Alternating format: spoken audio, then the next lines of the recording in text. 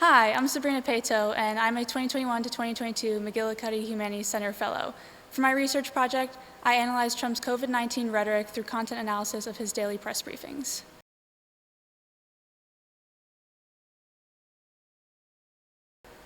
I chose content analysis as my methodology because I was really interested in the things that Trump was saying about the COVID-19 pandemic and all of the potential issues that are wrapped up in this language. I expressed this to my thesis advisor when I was trying to come up with ideas for my thesis, and she suggested content analysis and that it might be a good method for investigating his rhetoric, and so I learned more about it and I agreed that it seemed really fitting for my topic.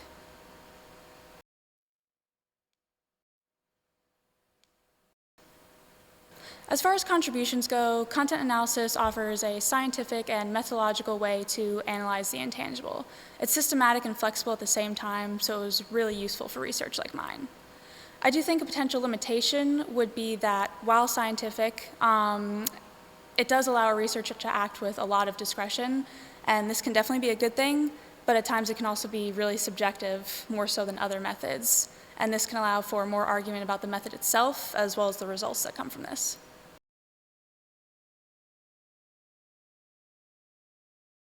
My findings support and build on the existing literature. The first two prongs of Trump's approach to American exceptionalism support the literature in that he follows a common political pattern that is widely recognized by scholars. However, no literature that isn't specific to Trump mentions making oneself necessary to American exceptionalism, so this is where I begin to build on the literature. The third prong that I found that he used during the pandemic is additional information. Some literature that is specific to Trump has suggested this theme before, that he's made himself key to issues in the past, and thus my findings are both supported by and supportive of the existing literature. Essentially, my findings are like a new case study that show that this theory about presidential rhetorical tactics and Trump's past tactics hold up in a crisis like the pandemic.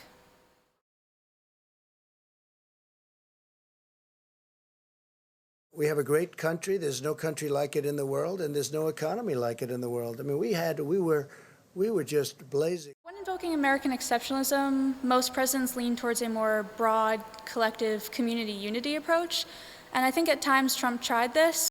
In recent weeks, as the virus has spread and economic hardship has followed, we have seen Americans unite with incredible selflessness and compassion. I want to remind everyone here in our nation's capital, especially in Congress, that this is not the time for politics. As citizens, we're linked together by the shared bonds of national love, loyalty, and affection. There's no earthly force more powerful than the patriotic pride that stirs in our hearts, and that is so true. But overall, he was really only good at uniting his own supporters. Also, some presidents try to sound inclusive and maintain decorum. Trump did not really attempt to sound inclusive, nor did he preserve any presidential decorum. So overall, Trump may have used a lot of the same rhetorical tactics, but these were far less veiled than other presidents. His attacks were more blatant, his exclusion was more obvious, and he had a lack of decorum that made him stand out. I would like to begin by announcing some important developments in our war against the Chinese virus. We'll be invoking the Defense Production Act.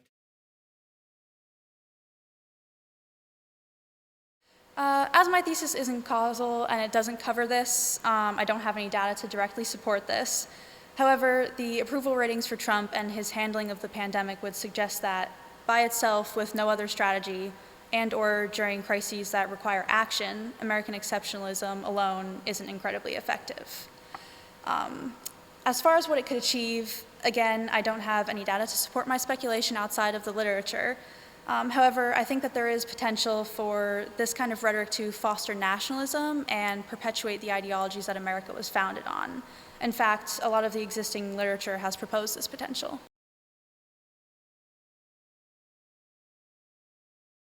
Rhetoric itself has been proven to have impact, as I learned throughout my literature review. Presidential rhetoric specifically has been shown to be really important and to have tangible effects in our society.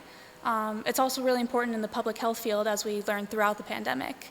And lots of other disciplines, but especially psychology, have shown that words have very real physical and mental effects on people. So all of this literature and all of these studies reveal just how incredibly powerful rhetoric is and that it absolutely has discernible impacts. And for these reasons, words need to be wielded very carefully, especially by those with authority and during times of crisis.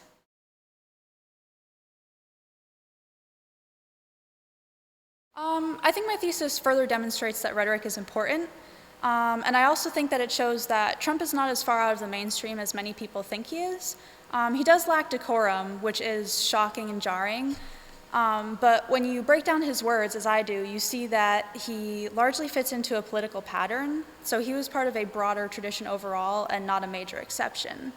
In my personal opinion, this would suggest that those who deem Trump to be the issue, while not totally incorrect, should perhaps direct some of their energy toward calling for changes in our social systems, our institutions, and our overall culture, rather than just a change in presidency.